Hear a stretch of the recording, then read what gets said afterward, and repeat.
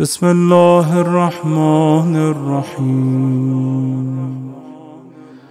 اللهم إني أسألك برحمتك التي وسعت كل شيء وبقوتك التي قهرت بها كل شيء وخضع له كل شيء وذل له كل شيء وبجبروتك التي غلبت بها كل شيء وبعزتك التي لا يقوم لها شيء وبعظمتك التي ملأت كل شيء وبسلطانك الذي على كل شيء وبوجهك الباقي بعد فناء كل شيء وبأسمائك التي ملأت أركان كل شيء وبعلمك الذي أحاط بكل شيء وبنور وجهك الذي أضاء له كل شيء.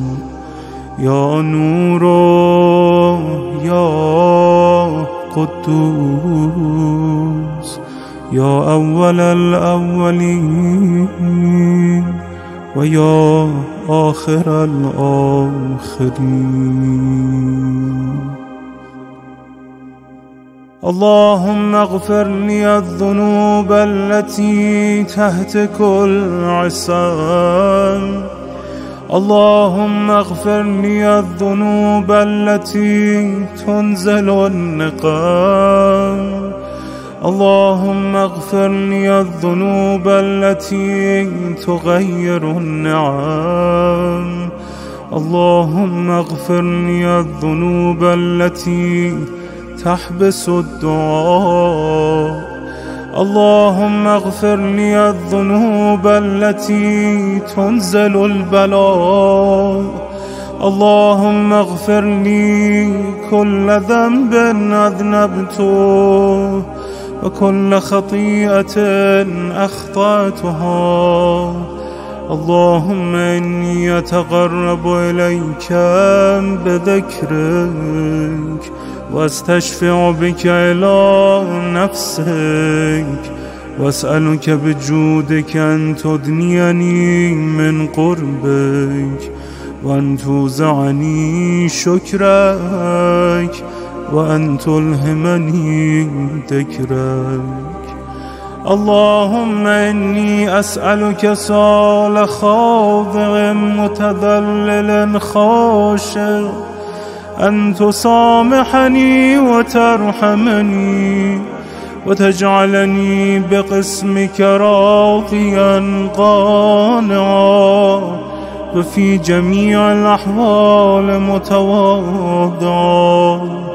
اللهم وأسألك سؤال من اشتدت فاقته وانزل بك عند الشدائد حاجته وعظم فيما عندك رغبته.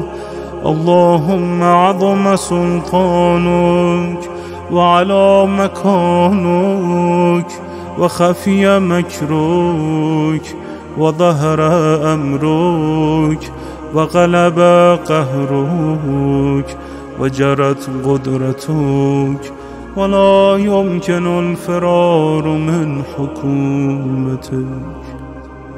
اللهم لا أجد لذنوبي غافرا ولا لقبائحي ساترا ولا لشيء من عملي القبيح بالحسن مبدلا غيرك. لا إله إلا أنت سبحانك وبحمدك ظلمت نفسي وتجرأت بجهلي وسكنت إلى قديم ذكرك لي ومنك علي.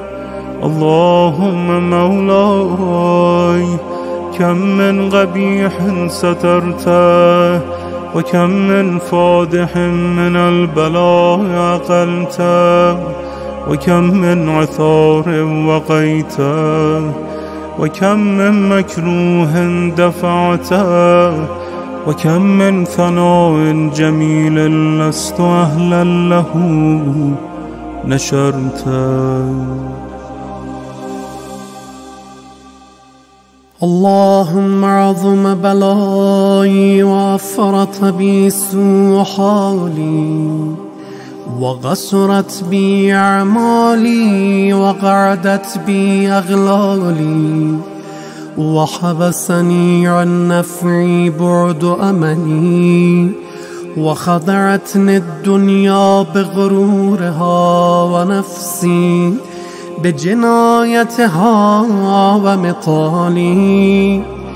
يا سيدي فأسألك بعزتك ألا يحجب عنك دعائي سوء عملي وفعالي ولا تفضحني بخفي ما اطلعت عليه من سري ولا تعاجلني بالعقوبة على ما عملته في خلواتي من سوء فعلي وإساءتي ودوام تفريطي وجهالتي وكثرة شهواتي وغفلتي. وكن اللهم بعزتك لي في كل الأحوال رؤوفا وعلي في جميع الأمور عطوفا. إلهي وربي من لي غيرك أسأله كشف ضري والنظر في أمري. إلهي ومولاي أجريت علي حكما اتبعت فيه هوى نفسي ولم أحترس فيه من تزيين عدوي فغرني بما أهوى وأسرده على ذلك القضاء فتجاوزت بما جرى علي من ذلك بعض حدودك وخالفت بعض أوامرك فلك الحمد علي في جميع ذلك ولا حجة لي فيما جرى علي فيه قضاءك وألزمني حكمك وبلاغك. وقد أتيتك يا إلهي بعد تقصيري وإسرافي على نفسي معتذرا نادما منكسرا مستغيلا مستغفرا منيبا مقرا مذعنا معترفا. لا أجد مفرا مما كان مني ولا مفزعا أتوجه إليه في أمري غير قبولك عذري وإدخالك إياي في سعة رحمتك. إلهي فاقبل عذري وارحم شدة ضري وفكني من شد وثاقي. يا رب ارحم ضعف بدني ورقة جلدي ودقة عظمي.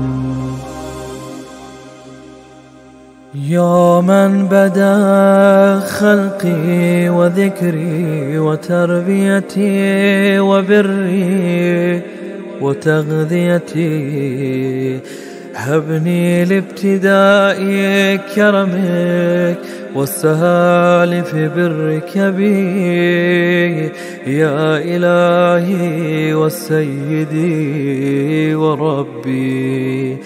أتراك معذبي بنارك بعد توحيدك، وبعد ما انطوى عليه قلبي من معرفتك، ولهج بي لساني من ذكرك، واعتقده ضميري من حبك.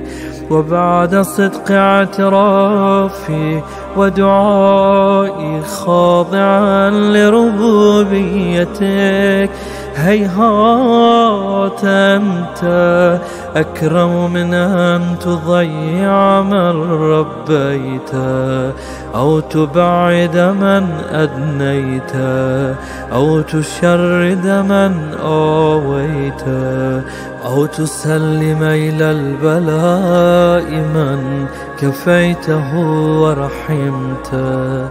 وليت شعري يا سيدي وإلهي ومولاي، أتسلط النار على وجوه خرت لعظمتك ساجدة، وعلى ألسن نطقت بتوحيدك الصادقة وبشكرك مادحة، وعلى قلوب اعترفت بإلهيتك محققة، وعلى ضمائر حوت من العلم بك حتى صارت خاشعة، وعلى جوارح سعت إلى أوطان تعبدك طائعة، وأشارت باستغفارك مذعنة. ما هكذا الظن بك، ولو خبرنا بفضلك عنه يا كريم يا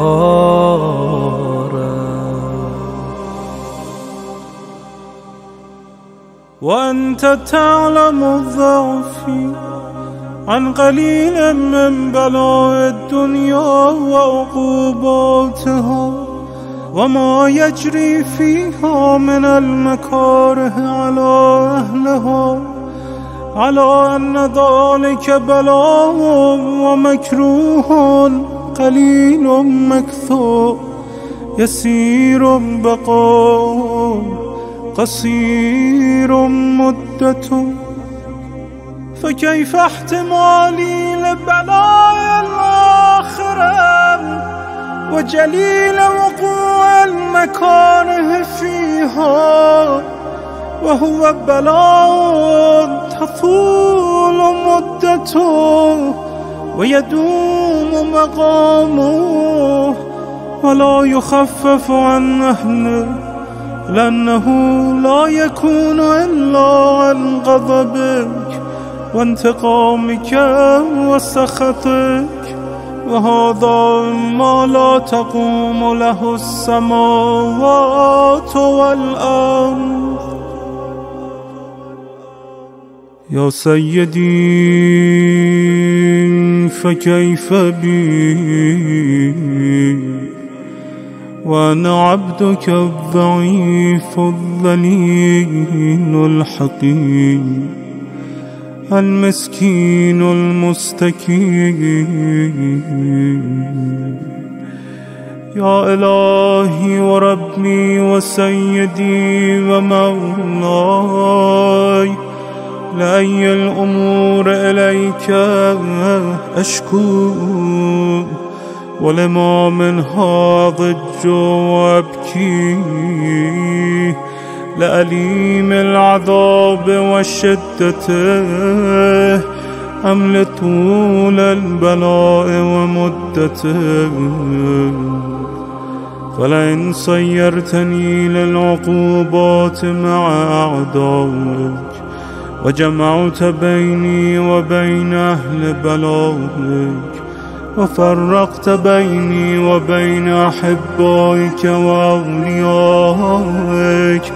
فهبني يا إلهي وسيدي ومولاي وربي، صبرت على عذابك فكيف أصبر على فراقك.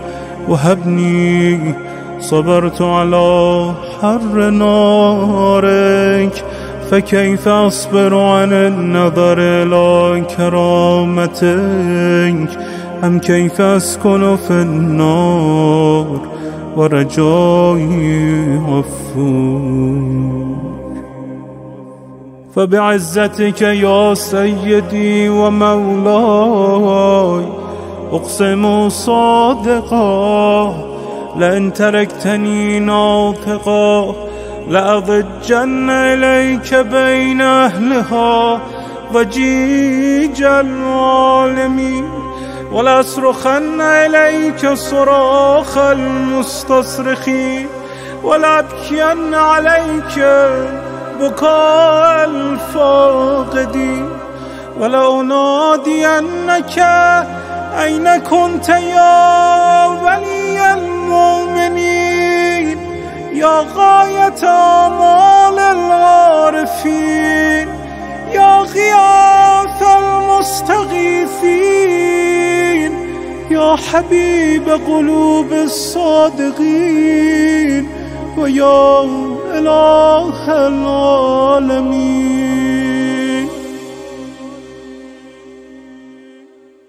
أفتراك سبحانك يا إلهي وبحمدك تسمع فيها صوت عبد مسلم سجن فيها بمخالفتك، وضاق طعم عذابها بمعصيته، وحبس بين أطباقها بجرمه وجريرته، وهو يضج إليك ضجيج مؤمل لرحمتك، ويناديك بلسان أهل توحيدك، ويتوسل إليك بربوبيتك. يا مولاي فكيف يبقى في العذاب وهو يرجو ما سلف من حلمك؟ أم كيف تؤلمه النار وهو يأمل فضلك ورحمتك؟ أم كيف يحرقه لهيبها وأنت تسمع صوته وترى مكانه؟ أم كيف يشتمل عليه زفيرها وأنت تعلم ضعفه؟ أم كيف يتغلغل بين أطباقها وأنت تعلم صدقه؟ أم كيف تزجره زبانيتها وهو يناديك يا رب؟ أم كيف يرجو فضلك في عتقه منها فتتركه فيها؟ هيهات ما ذلك الظن بك ولا المعروف من فضلك، ولا مشبه لما عاملت به الموحدين من برك وإحسانك. فباليقين أقطع لولا ما حكمت به من تعذيب جاحديك، وغضيت به من إخلاد معانديك، لجعلت النار كلها بردا وسلاما، وما كانت لأحد فيها مغرا ولا مقاما. لكنك تقدست أسماؤك، أقسمت أن تملأها من الكافرين من الجنة والناس أجمعين، وأن تخلد فيها المعاندين، وأنت جل ثناؤك قلت مبتدئا وتطولت بالإنعام متكرما.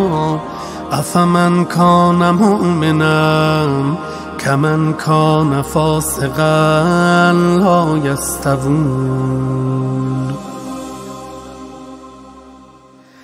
إلهي وسيدي، فأسألك بالقدرة التي قدرتها وبالقضية التي حتمتها وحكمتها وغلبت من عليه أجريتها، أن تهب لي في هذه الليلة وفي هذه الساعة كل جرم أجرمته وكل ذنب أذنبته وكل قبيح أسررته وكل جغل عملته، كتمت أو أعلنت،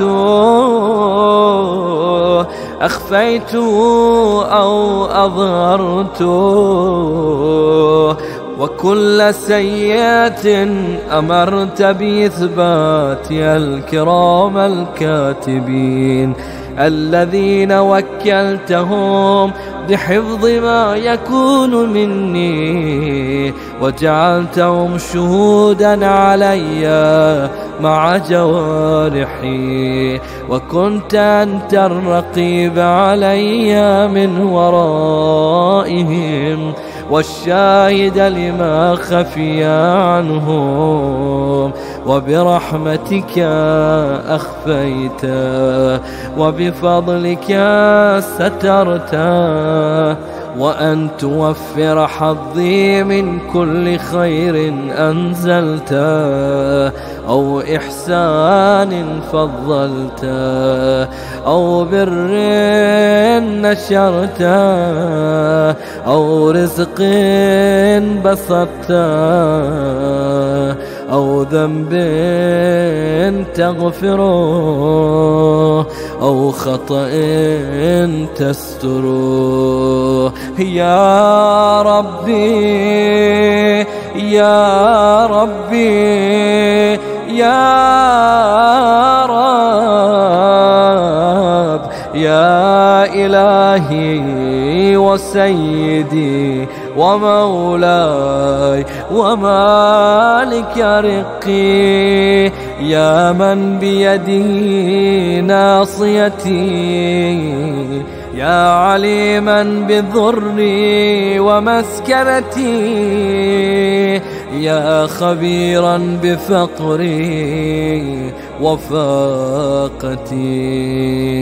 يا ربي يا ربي يا رب، أسألك بحقك وقدسك وأعظم صفاتك وأسمائك أن تجعل أوقاتي في الليل والنهار بذكرك معمورا وبخدمتك موصولا، وأعمالي عندك مقبولا، حتى تكون أعمالي وأورادي كلها وردا واحدا، وحالي في خدمتك سرمدا.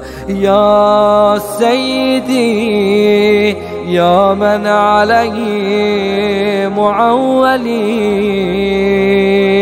يا من إليه شكوت أحوالي، يا ربي يا ربي يا رب. قو على خدمتك جوارحي واشدد على العزيمة جوانحي وهب لي الجد في خشيتك والدوام في الاتصال بخدمتك حتى أسرح إليك في ميادين السابقين وأسرع إليك في البارزين وأشتاق إلى قربك في المشتاقين وأدنو منك دنو المخلصين وأخافك مخافة الموقنين وأجتمع في جوارك مع المؤمنين. اللهم ومن أرادني بسوء فأرد ومن كادني فكد واجعلني من أحسن عبيدك نصيبا عندك واقربهم منزلة منك وخصهم زلفة لديك فإنه لا ينال ذلك إلا بفضلك وجدني بجودك واعطف علي بمجدك واحفظني برحمتك واجعل لساني بذكرك لهجا وقلبي بحبك متيما ومن علي بحسن إجابتك وأقلني عثرتي واغفر زلتي فإنك قضيت على عبادك بعبادتك وأمرتهم بدعائك وضمنت لهم الإجابة فإليك يا رب نصبت وجهي وإليك يا رب مددت يدي فبعزتك استجب لي دعائي وبلغني مناي ولا تقطع من فضلك رجائي واكفني شر الجن والإنس من أعدائي.